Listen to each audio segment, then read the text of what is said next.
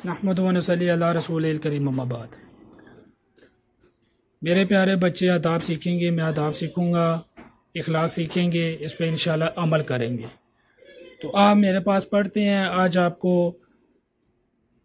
एक दावत भी कराई गई है खाने की और इसमें आपको आदाब भी सिखाए जाएंगे। उन आदाब को सीखेंगे, उस पर अमल करेंगे। ठीक है मेरे प्यारे बच्चों, बोलो इंशाल्लाह। तो खाने के आदाब में सबसे पहला अदब है कि दस्तरखान बिछाना। हमने दस्तरखान लगा दिया, ठीक है। उसके बाद खाने से पहले दोनों हाथ गिट्टों तक धोना। आप तमाम बच्चे वज़ू करके हैं, आपके हाथ धुल चुके हैं। खाने से पहले की दुआ पढ़ना। तमाम बच्चे मेरे साथ दुआ पढ़ लें। बिस्मिल्लाह व बरकातिल्लाह।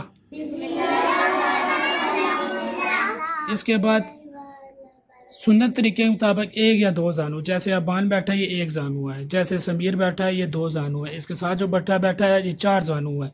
इन तरीकों में से जो आपके लिए आसानी है तब्दील करना है कर ले, ठीक है। इस तरह बैठना। इसके बाद सीधे हाथ से खाना। सीधा हाथ खड़ा करें सारे, जरा शाबाश। ये सीधा हाथ नीचे कर ले मेरे बच्चों। इसके बाद अपने सामने से खाना। तो आप तमाम बच्चों के सामने खाना लगा हुआ है, ठीक है।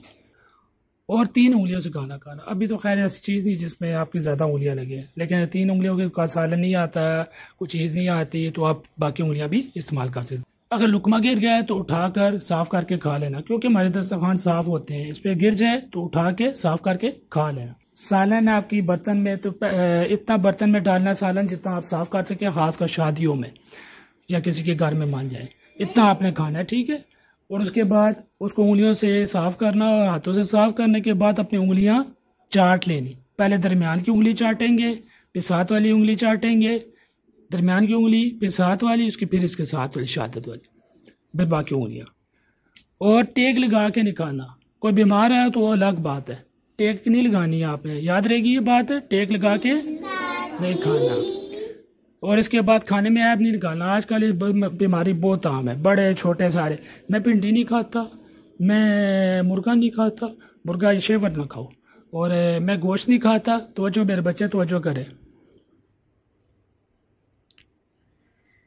तो ऐप नहीं निकालना, अल्लाह की नेमत समझ के उसको खाना। बहुत ज़्यादा गर्म खाना नहीं खाना, बहुत ज़्यादा गर्म है उसको थोड़ा सा सुहाना होने दो, थोड़ा कम गर्म होने दो। खाने के बाद कुल्ली करना, हाथ धोना। इससे घर में बरकत रहती है। अगर आप चाहते हैं घर में बरकत हो तो ये काम करना है, ठीक है। और इसके बाद खाने के बाद की दुआ भी पढ़ना। खाने के बाद की दुआ मैं अभी आपको पढ़ा देता हूँ। तो जब आप में से वो खाना किसी को दे तो दाएं तरफ से देना शुरू करें, और सबसे आखिर में देने वाला या पानी पिलाए तो सबसे दाएं तरफ से शुरू करें। भले बाएं तरफ बुजुर्ग बैठा हो, हाँ अगर वो इजाज़त दे दे दाएं वाला तो फिर बुजुर्ग को दे दो। इसलिए आप बच्चों को मैंने काम करवाया, मैंने आपने लगाया, ये सारा दाएं तरफ से शुरू किया है, तरतीब से लगाया है, ठीक है, ये आपने लगाया है।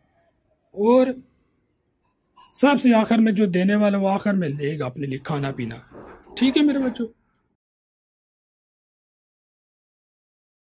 जब आप सफाई करें तो छिलके वगैरह उल्टे हाथ से उठाएं। इस्तिंजा करना, नाव साफ करना, ये उल्टे हाथ से, ठीक है। चीज़ खानी, आदाब का ख्याल रखना और सफाई के आदाब, ठीक है। ये सारे अब सफाई के आदाब है कि हमने जहाँ पे खाना खाया वहाँ पे जगह साफ़ करें। पार्क में जाएं, किसी के घर जाएं तो वहाँ पे सफाई का ख़ास ख्याल रखें, क्योंकि पार्क भी मारा है, मुल्क भी मारा है।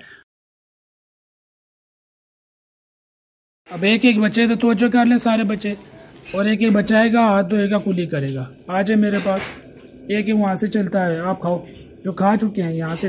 ये अब्दुल हन्नान, आज वो हाथ धो लो, कुली कर लो। पानी भी थोड़ा इस्तेमाल करना होता है, कुली कर लो, हाथ धो लो।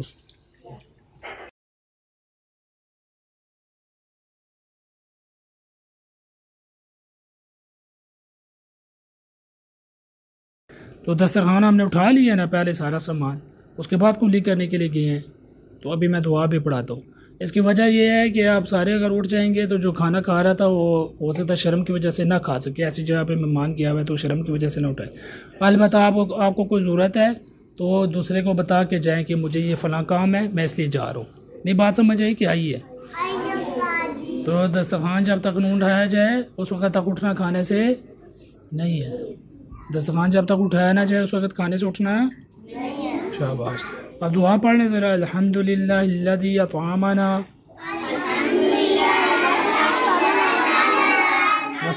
वसक़ाना वजअलना मिनल मुस्लिमीन।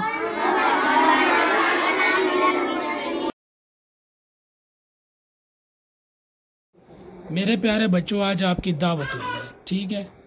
इस दावत का मैं फ़ायदे आपको बता दूँ। स्कूलों में आपसे जब दावत के पैसे लेते हैं, कम अज़ कम 500 रुपया लेते होंगे ना, इतने फंक्शन के लिए लेते हैं कि नहीं लेते? 500-1000 रुपया ले लेते हैं, बोलो ना।